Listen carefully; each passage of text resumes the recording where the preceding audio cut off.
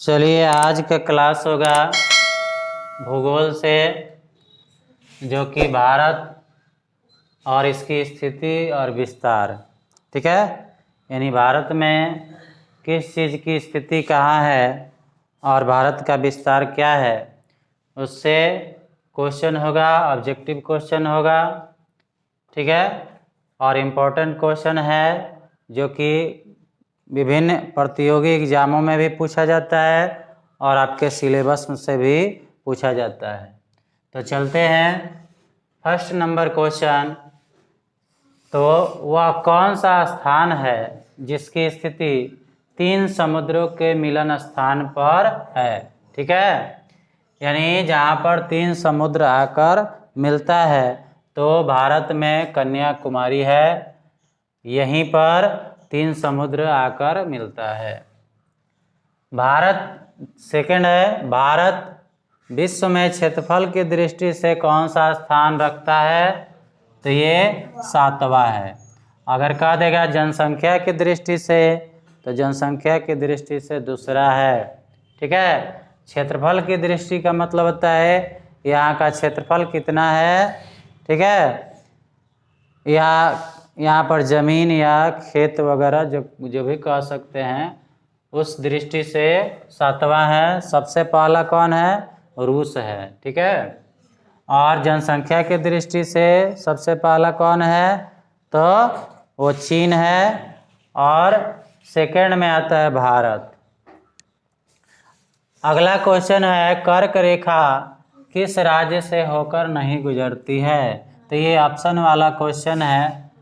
महाराष्ट्र अगर मिले तो महाराष्ट्र मार दीजिएगा। ठीक है, भारत के अक्षांशीय, देखिए अक्षांश और देशांतर होता है, तो अक्षांशीय विस्तार में लगभग कितना डिग्री का अंतर होता है, यानी जो अक्षांशीय विस्तार होता है, फैलाव होता है, वो कितना डिग्री का अंतर होता है, तो 30 डिग्री का होता है। और उसी प्रकार से देशांतरीय विस्तार में भी 30 डिग्री का ही अंतर होता है।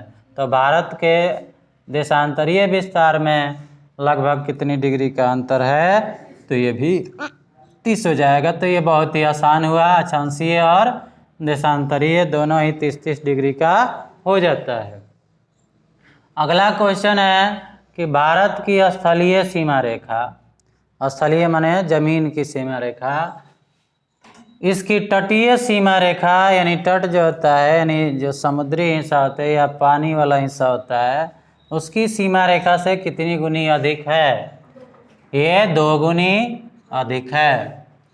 भारत का क्षेत्रफल बहुत, ये इम्पोर्टेंट क्वेश्चन है, ये बराबर पूछा भी जाता है। तो भारत का क्षेत्रफल जो है वो वर्ग किलोमीटर में 32.8 लाख वर्ग किलोमीटर होता है। कितना होता है जी, 32.8 लाख वर्ग किलोमीटर। भारत का क्षेत्रफल विश्व के कुल स्थल भाग के क्षेत्रफल का कितना प्रतिशत है, यानी पूरे विश्व के अंतर्गत अगर भारत का क्षेत्रफल देखा जाए तो इसकी प्रतिशत निकालने पर 2.4% आता है।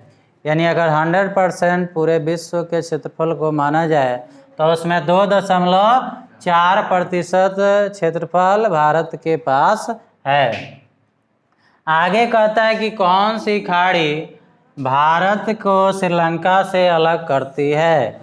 यानी एक खाड़ी है, जैसे बंगाल की खाड़ी हुई ना, हडसन की खाड़ी हुई, तो उसी तरह से मन्नार की खाड़ी जो है वो क्या करती है, भारत को श्रीलंका से अलग करती है। श्रीलंका अलग देश है और पड़ोसी देश है, जिस तरह से पाकिस्तान है, तो ये भारत को श्रीलंका से अलग करती है मन्नार की खाड़ी।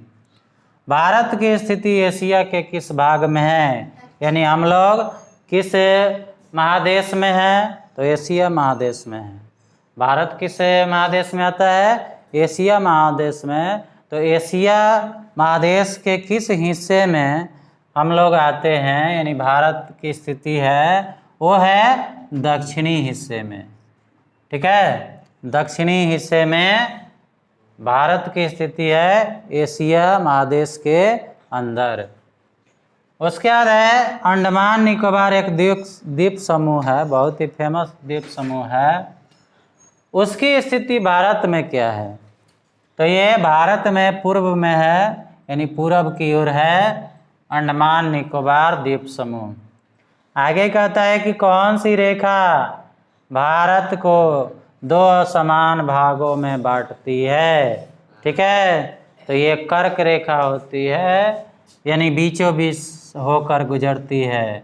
कर्क रेखा भारत के बीचों बीच होकर गुजरती है। ये भी क्वेश्चन पूछा जाता है कि कौन सी रेखा भारत के बीचों बीच से होकर गुजरती है? तो कर्क रेखा। आगे कहता है कि भारत के उत्तरी तथा दक्षिणी सिरों के बीच कितनी किलोमीटर की दूरी है?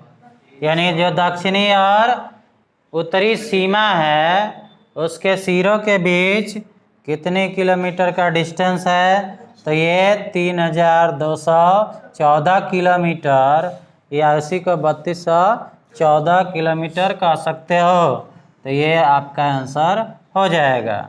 फिर उसी तरह से पूर्वी और पश्चिमी किनारों के बीच भी डिस्टेंस होगा, तो इनके बीच कितना होगा? तो ये हो जाएगा 2933 किलोमीटर या 2933 किलोमीटर। अब है भारत और चीन को एक सीमा रेखा जो है अलग करता है। तो वह कौन सा सीमा रेखा होता है जो भारत और चीन को अलग कर देता है? तो ये मैकमोहन रेखा जो होता है वो भारत को अलग करता है। ठीक है, तो इस तरह से भारत और इसकी स्थिति क्या है, विस्तार क्या है, इससे आपका ऑब्जेक्टिव क्वेश्चन रहा। ऐसे ही वीडियो आपको मिलता रहेगा, तो देखते रहे मेरे चैनल को। और अभी तक सब्सक्राइब नहीं किए हो तो सब्सक्राइब कर लें। कैसा लगा यह वीडियो? छोटा प्रयास, लेकिन एग्ज़ाम में आ जाए तो आपके लिए इम्पोर्टेंट रहता है। तो किसी भी चीज़ को हल्का में नहीं लेना चाहिए, क्योंकि कहा गया है कि तिनका कबहू न नींदिए, जो पायंतर होए, कबहू उड़ी आखिन पड़े, कीर गनेरी होए। यानी छोटे प्रश्न को छोटा नहीं समझना चाहिए। कभी कभी यही छोटा प्रश्न हम में जानकारी नहीं होता है, तो आप उसका उत्तर नहीं दे पाते हैं और वो नंबर हमसे वंचित रह जाता है। इसलिए इसको ज़रूर याद कीजिएगा, आपके लिए इम्पोर्टेंट है। और जो लोग कंपटीशन की तैयारी करता है उनके लिए तो विशेषकर ये आवश्यक होता है। तो आप वीडियो को शुरू से अंत तक ज़रूर देखिएगा। धन्यवाद। आपका दिन मंगलमय हो।